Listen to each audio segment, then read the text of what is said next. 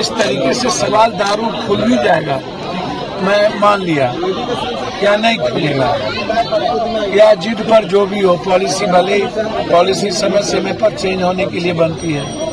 जब कोई पॉलिसी अक्सर सही तरीके से लागू नहीं होता तो फिर नई पॉलिसी आती है। सरकार को इतने लंबे समय से बिहार में 4 घाटे हैं। पहला घाटा है कि सरकार की रेवेन्यू, दूसरा घाटा है कि लगातार लोग मर रहे हैं, तीसरा घाटा है कि सब लोग महंगे दाम पर शराब ले रहे हैं, चौथा घाटा है कि शराब का पैसा माफिया नेता और पदाधिकारी के घर जा रहा है, पांचवा घाटा है कि जब देश भर में शराब चलता है तो हमारा सारा पैसा दूसरे स्टेट में जा रहा है, हमारे स्टेट को नहीं लग रहा। तो क्या पॉलिसी कोई चीज चेंज होगी या नहीं? और मेरा सवाल ये है कि इतने दिनों में इतने लोग मरे, तो इसमें जो मरे पीने वाले तो आप कह देते हैं भले पिया, कौन नहीं पीता है ये सरकार बताए। कौन? क्या सरकार के मंत्री, विपक्ष का एमएलए एमपी, विपक्ष क्या नहीं सब शराब पीते हैं? क्या आप जाकर के बाहर ताशकंद में, दुबई में, रशिया में, चाइना में, दिल्ली में, बम्बई में, अन्य जगहों जब जाते हैं तो क्या आप शराब नहीं पीते हैं? नेताओं ने तो प्रतिज्ञा लिया था शराब नहीं पीने का, कसम सभी लोगों ने खाया था। क्या दिल पर हाथ रख के बोले तो नेता लोग शराब नहीं पीते हैं? तो जब शराब पीते हैं तो ये गंदी राजनीति क्यों? और जब अगले बार पॉलिसी बनी कि जो शराब से मरेंगे उनको 4 लाख रुपया दिया जाएगा, फिर यह कहना कि अपने बेमौत मरे हैं। भैया आप कभी भी थाने को डिस्चार्ज नहीं करते हैं, उस पर एफआईआर दर्ज नहीं करते हैं। बेच कौन रहा है? क्या सरकार को नहीं पता है कि इस इलाके में, सिवान, छपरा, गोपालगंज इलाके में बड़ा बड़ा शराब के तस्कर कौन है, माफिया कौन है? अन्य बातों की खबर रहती है और शराब की खबर नहीं रहती है। तो मेरा सरकार से बिल्कुल आग्रह है कि आप हर कीमत पर केरल और तमिलनाडु के तट पर सरकार टैक्स को बढ़ा करके बड़े लेवल पर अब टैक्स बढ़ाइए ताकि शराब कोई खरीद ना सके, और किसी भी कीमत पर 30 साल 35 साल के नीचे के यूथ को आप दुकान पर शराब नहीं दीजिए किसी भी कीमत पर। और शराब कोशिश करिए कि शराब होटल में जो 5 स्टार, 3 स्टार, 4 स्टार होटल है और जिले में प्रखंड वाइज आप एक कर दीजिए। मेरा जो आग्रह है, जो मैं देश को समझता हूँ, जब सभी जगह लीकर बन रहा है और सभी जगह लीकर चल रहा है, एक ही देश में आप अच्छा काम है ये, शराब नहीं पीना चाहिए।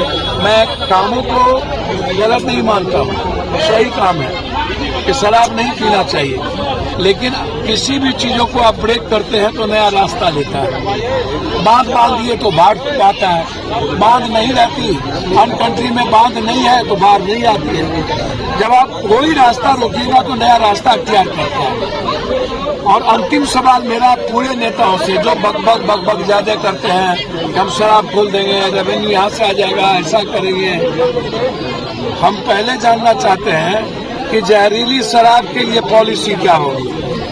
हमें पूरे बिहार का नेता बताए कि जहरीली शराब क्या शराब खुलने के बाद नहीं बिकेगा? क्या इसके पहले नहीं बिकता था? क्या जब शराब की रेवेन्यू इतनी हो गई थी तब क्या जहरीली शराब पी करके लोग नहीं मरते थे? तो ये शराब का सवाल नहीं है, ये सवाल है जहरीली शराब का। ये मुसहर कौन है, इसको क्या पता, इनकी लाइफ क्या है? इसीलिए हमने इनको 10-10 हजार रुपया मदद की ताकि ये गरीब आदमी को काम धंधा नहीं मिलता है, ये अपना दुकान कर ले, सब्जी का, अंडा का, काफी बड़ा दुकान 10 हजार रुपये हो जाएगा। और मेरी हैसियत इतनी बड़ी है नहीं कि मैं 1 लाख 2 लाख दूं, लेकिन इतने गरीब की मदद ना होना मुझे लगता है कि ये गलत जाएगा। और मैं चाहूंगा कि इस इलाके के जो जहाँ ये घटना घटी है वहाँ के थानेदार सस्पेंड हो, 302 का मुकदमा लगे हर कीमत पर, ये हत्या का मुकदमा, एक्साइज पर हत्या का मुकदमा लगे। एक्साइज को पैसा जाता है, इसको सस्पेंड करके नहीं छोड़ा जा सकता। और इसको डिस्चार्ज करना चाहिए, इसकी नौकरी खत्म होनी चाहिए हर कीमत पर। और जो लोग शराब बेचवा रहे हैं उसको आजीवन कानून बने कि आजीवन कारावास का गुनाहगार हो, अन्य स्टेट की तरह। तमिलनाडु जो लोग शराब में पकड़ाते हैं बनाते हुए उसको आजीवन कारावास है, टिल, उसको टिल सजा होनी चाहिए। ये मेरा डिमांड है। परिजनों से बात हुई, परिजनों ने क्या? परिजन का कहना है यहाँ तो शराब हर जगह बिकता है।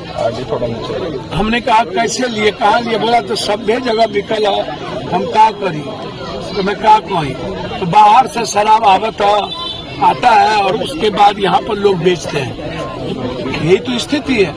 तो इसमें जो लोग फालतू बात करते हैं, नेता लोग, दल के लोग, एक दूसरे पर आरोप प्रत्यारोप, ये जो त्रिशूल लेकर के निकलो यहाँ है ना, ये जो गाली गलौज कर रहे हैं, मुसलमान ऐसा मांस फेंक देता है, वहाँ पाकिस्तान में हिंदू की लड़की को उठा लेता है, ऐसे लोगों को नीतीश बाबू बैंड करिए ना।